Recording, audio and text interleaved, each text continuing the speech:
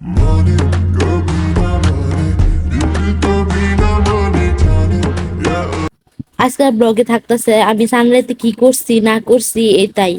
এই যে 2 রকমের গুস্তু নামায় নিছি, আর আজকে সানরাইতে আমি কোনো রকম মেহেন্দি টেহেন্দি দিতাম না, রান্দা বাড়ি করবাম। কারণ ঈদের দিন রানতে আমার ভাল লাগে না, উল্টি ঘুমিতে দেরি কইরা সানরাইতে তো ঘুমিয়ে ধরে না, মোবাইল টিপে লিগা রাইন দালতাছি আগে। এই যে গরু গুস্তুটা আগে রাইন দালবাম, কারণ গরু গুস্তুটা হইতে অনেক সময় লাগে। আমি 2 থেকে 2.5 ঘন্টা সময় লই এটা রান্ধি, একেবারে হিদ্ধ হইয়া যা। আর সবাইকে আমার হাতের গরু গোস্তটা অনেক মজা। এই যে মাহায়া ধোয়া বহায় দিতাছি, ওয়া গেছে প্রায়। এই যে হয়ে গেছে, এখন আমি এক যাতে সেমাই রাইন দিলাম, আগে লাচে সেমাইটা রাইন দিলাম, এর লিগে দুধটা চিনি দিয়ে জাল করে দিতেছি, নারকেলও দিয়া লইতেছি। পরে লাচে সেমাইটা আলাদা রাইখা দিছি, অন্য জায়গায় খালি দুধটা ডাইলা দেয়। আর লাচে সেমাইতে চুলাতে রান্না লাগে না, আলাদা রান্নলেই তো হয়। লাচে সেমাইটা হয়ে যাওয়ার পরে আরেক জাতে সেমাই বহাই দিলাম, যে লম্বা চিকুন জাতের সেমাইটা আছে না, ওটার লাগে দুধ আবার জাল করাম।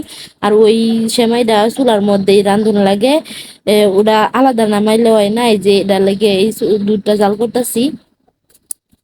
আর এর দুধ ওটা হয়ে যাওয়ার পরে আমি রোস্টটা করতেছি। আর আমি একটা রান্না হওয়ার পরে আরেকটা আয়োজন করি, নাহলে ফুইরা যায় আমার কাছে, যখন আমি দুইটা একসাথে সামলাইতে পারি না। পরে রোস্টটা আমার মুরগিটা ভাজা হয়ে গেছে, পরে রোস্টটা বহাই দিতেছি, বহায়া দিয়ে ডাইকা দিলাম। এখন এইদিকে আমি নুডলসের আয়োজন করে দিতেছি, গাজর নামাইছি, মটরশুঁটি এটি সিদ্ধ করে দিতেছি, আর রোস্টটা দিয়ে আনলাম তরকারির মধ্যে। এখন আমি রোস্টের মধ্যে দুধ দিয়ে আবার একটু কাঁচামরিচ দিয়া ডাইকা দিয়া দেম। আর এদিকে আমার চোখের মধ্যে এত ঘুম আর ঘুম, রায় সারা রাত ঘুমাইছি না, না ফজর আজান দিয়ে আলছি, ঘুমে ধরতেছে। ভাবতাছি সবকিছু লাগে বাইরা কাপড় চোপড় নামাইয়া, হ্যাঁ যা কিছু দরকার যাতে আমার কোনো না ডাক দেয় ঘুমের থেকে। পরে আয় হ্যাঁ রে হ্যাঁ নামাজ পড়বার যাইব খায়া সব বাইরে থই দিয়াম। এই যে নুডলসটা আয়োজন করে আলতাছি, নুডলসটা রেঁধে আলতাছি। পরে সবটি একসাথে 3 ডাবাই ডালতাছি, 2 জাতের সেমাই আর নুডলস এডি খাইবার পান। আর কি করতাম, খাইবার পান না বেটাটা বেশি, আমিও খাইবার পাই না, আমরা 2 জন মানুষ, এত কি করতাম। পরে ঘুমাই পড়ছি, আমি ঘুমাই পড়ছি, উঠছি সকালে দুপুর 1টার সময় উঠছি, ঘুমাইছিলাম 7টার সময়, হেল লাগে সব আয়োজন করে। পরে আরেক জাতের মুরগির তরকারি রাঁধছিলাম, লাল ঝুলের তরকারি, ওটা আমার বোনের রান্ধাইছে, আমারটা মজা হয় না।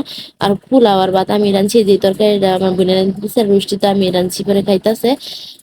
খাওয়া পরে হ্যাঁ আবার কাজে যাইবো গা 3:30 না 4টার সময়, কাজে গেছে গা বাড়িতে তিনি, কাজ তো কাছে যাওয়ার লাগবো। পরে এনে আমি আমার শ্বশুর শাশুড়ি একটু দিয়ে দিলাম তরকারি, রোস্ট মুরগির তরকারি, রোস্ট গরু, এগুলা পোলাও দিয়ে দিচ্ছি, কইছি বাড়ি দিলই ফিরো, তুমি যা যাইতেছো গা, যাইয়া তোমার দিতে কাজে যাইবা গা। আমি পরে তাহলে আঙ্গুর ভাই জ্যাম গানে একটু থাকে এমনি, পর ভাই যে সাধু যাই একটু ডং ডং করে ভিডিও করলাম স্লো মোশনে। আমার বাগনিরে কইলাম যে একটু ভিডিও করে দে, আমার বোনেরা আমার মারা এখানে থাকে। পরে ভিডিও করে দিল। পরে এই পাশে দিয়ে আমার বোনে গাছের মধ্যে অনেক সবজি লাগাইছে, টমেটো গাছ, অনেকদিন ধরে আই না, আই গাছ ছাদও উঠা হয় না, 3 তলার উপরে উঠবার মন চায় না। পরে এনুইটা দেখি নানা রকমের শাকসবজি লাগাই থই দিছে, মেহেন্দি গাছও আছে, পরে এই যে কুমড়া গাছ, মেহেন্দি গাছ, দইনা পাতা গাছ, বেগুন গাছ, মেহেন্দি গাছ, আর এটা কি সিম গাছ, আর একটা কাশ গাছ, পেঁয়াজ পাতা গাছ, পাথরকুচি, এলোভেরা গাছ, কাঁচামরিচ গাছ, এটা বলে একটা ফুলের গাছ, যে নাম জানি না, এবার কিন্তু এটা একটা ফুলের গাছ। প্রায় সব জাতের শাকসবজি আছে দেখতাছি। রোদের মধ্যে ওইতে হয় না। পরে দিয়ে পুঁই শাক গাছ লাগাইছে। আসলে সুন্দর ছাদ বাগান জিনিসটা অনেক সুন্দরই লাগে।